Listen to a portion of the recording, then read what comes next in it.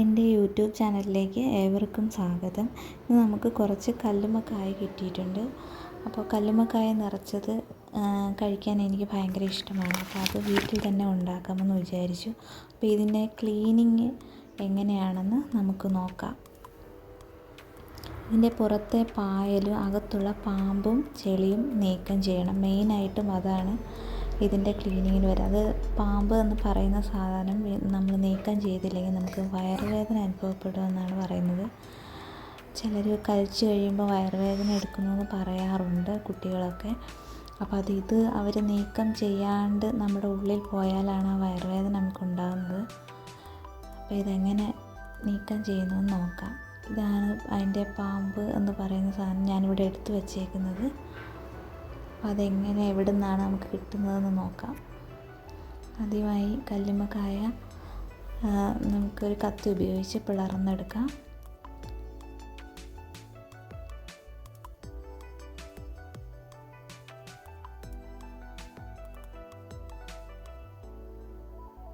ബുദ്ധിമുട്ടൊന്നും കൂടാതെ തന്നെ നമുക്കത് പിളർന്നെടുക്കാവുന്നതാണ്. വിട്ടു പോകാതെ നമ്മൾ എടുക്കണം, എന്നാലേ പലഹാരം ഉണ്ടാക്കാൻ മാവ് നിറയ്ക്കാൻ സാധിക്കുകയുള്ളൂ. അപ്പോൾ ഇതാണ് അതിനകത്ത് ഒരു ചെളി പായൽ പോലെ ഇരിക്കുന്ന ഒരു സാധനമാണ്. അത് നമ്മൾ കട്ട് ചെയ്ത് നീക്കാം. നമുക്ക്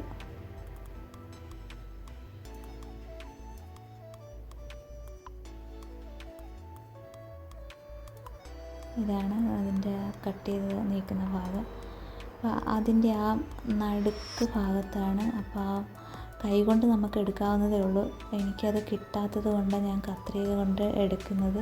കൈ കൊണ്ട് ഇങ്ങനെ നോക്കിയെടുത്താൽ നമുക്കത് പെട്ടെന്ന് ഇങ്ങനെ വരുന്നതാണ്. ചിലത് നമുക്ക് കാണാൻ കഴിയില്ല, ചിലതിനുള്ളിൽ.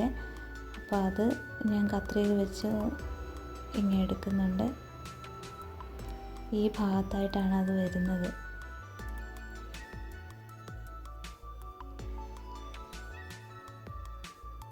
കണ്ടോ?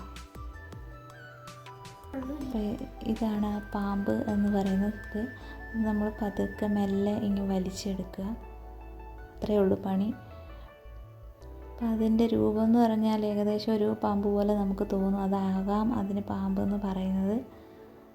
തലഭാഗം വലുതായി വന്നിട്ട് വാലുഭാഗം ഇങ്ങനെ ശോഷിച്ചിങ്ങനെ വരുന്നിട്ട് നമ്മൾ അതെടുത്ത് മാറ്റിയ ശേഷം നന്നായിട്ട് ക്ലീൻ ചെയ്യുക. തൊണ്ടിൻ്റെ പുറത്തുള്ള പായൽ ഇങ്ങനെ ചിരണ്ടി കളഞ്ഞിട്ട് ക്ലീൻ ചെയ്ത് നല്ലതായിട്ട് വാഷ് ചെയ്ത് വേണം കല്ലുമ്മക്കായ നിറച്ച് വെക്കാനായിട്ട്.